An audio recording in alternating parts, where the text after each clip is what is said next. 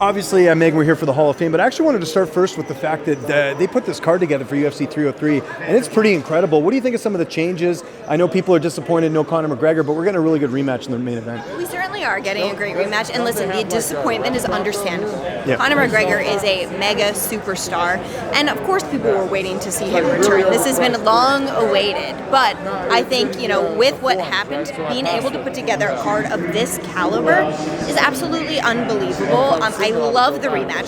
Since that fight ended, I've been hoping we see the rematch, just because of the way it ended, and then I love the co-main event. Yeah. Ortega and Diego Lopez, I think, is such a fun matchup. There's so many different stories to that, and there's so many ways in terms of stylistically that fight could go. I absolutely love what Hunter and Dana were able to pull together on such short notice and really make miracles happen. If Diego Lopez wins, especially a finish here, does that sort of propel him to that superstar status, just with the fact that he's been like the talk of the town this last year? I feel like it has to, right? He's already kind of a superstar, and rightfully so. The performances, the personality, the hair, he is himself, and that's always what UFC fans seem to connect with, is guys who are authentically them, or fighters who are authentically them. And so I think like a win, but especially a finish over someone like Brian Ortega, who has knocked down Frankie Edgar, who has been in there with Volkanovski in such a terrific manner. I think if he's able to do that, I think his life will actually change on Saturday night. And you referenced Frankie Edgar, obviously, in the Hall of Fame here tonight. Down a few people down from us. Do you think there'll ever be another Frankie Edgar? I mean, it was pretty incredible what he was able to do in his career, from fighting up weight classes to coming back in a lot of fights, having just an iron chin. What do you make of Frankie's career? I mean, it's unbelievable, and I think it's what every fighter was hoping for themselves. Whether he had ups or downs, Frankie was always can't miss television. And I don't necessarily know if we'll ever see somebody like that again, because he was smaller. And at that point, there was the WEC, and maybe UFC fans weren't necessarily tuning into all of those fights. They weren't quite sure. Can a small guy be as fun to watch? Can they provide knockouts? Do they have finishes? And I think Frankie was able to kind of break that mold and show, hey, it doesn't matter. I eat a plate of spaghetti before I weigh in for 55, and I'm still going to win. And I think he was just he was unique to his generation, and I also don't know if we're ever going to see a repeat of somebody who competes so well in 3 weight classes, but also kind of proved a whole world of doubters wrong. Speaking obviously about Frankie Edgar, is there anyone else that you're looking forward to seeing being inducted into the Hall of Fame? I keep saying it up and down this red carpet. I absolutely love this Hall of Fame class.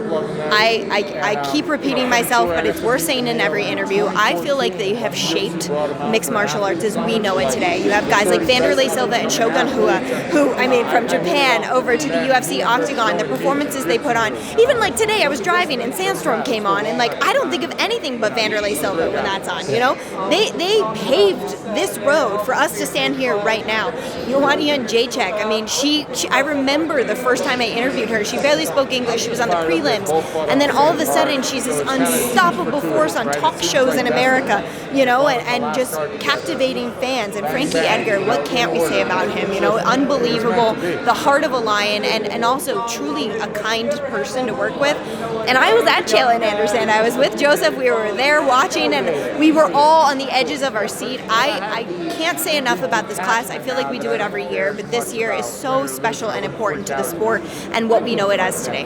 And you touched on UFC 303 this weekend. But obviously, everyone was, anticipating Conor McGregor's return. What was your reaction when you found out that wasn't going to happen?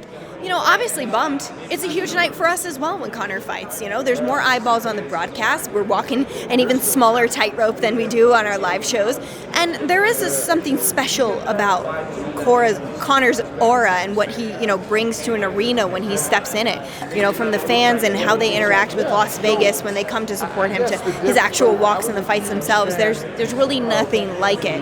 And so it was disappointing, of course, but for me, health and safety of the athlete is the most important thing, and there's nothing else that could change about it, in my opinion. So if that's the step he needed to take, then I don't blame him at all. I hope he returns, and I hope he returns in a healthy manner. And until then, 303, I truly believe, great card. I cannot believe what they came up with. The rematch is amazing, and the co-main, and then even this, I love this fight with Anthony Smith and Roman Dolidze. Roman just coming up and being like, I really don't care about weight class. It's like that old school mentality.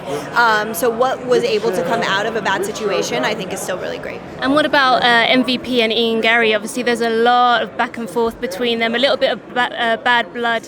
What's your take on that fight and the kind of lead up to that as well? I was surprised at the presser. I was a little surprised because we had fighter meetings yesterday and they were really chill with each other. I saw Ian's baby was hugging MVP at one point earlier today, and so it was surprising to me. But I think they both like that sometimes to get ready for a fight.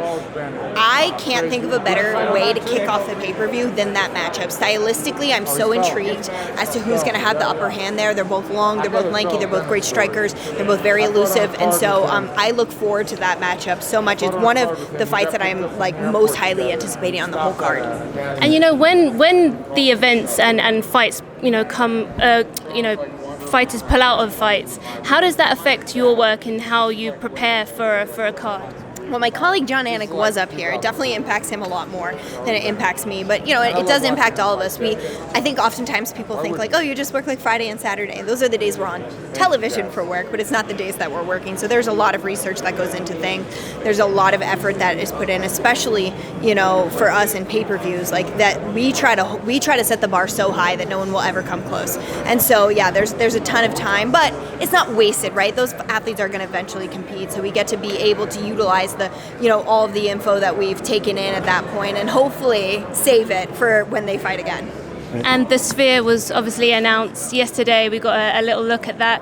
Are you excited about perhaps working and seeing how it's going to look in the Sphere? Oh my God, I am working the Sphere, yes. It's probably the most excited I've ever been for an event. I got a sneak peek at some of the things that will be going on, and it's unbelievable, honestly. I cannot wait. And the most exciting thing for me ever professionally is I get wardrobe changes.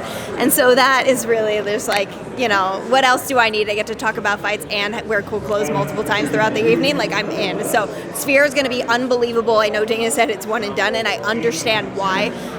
They have been working on this for months already, and it's still months away.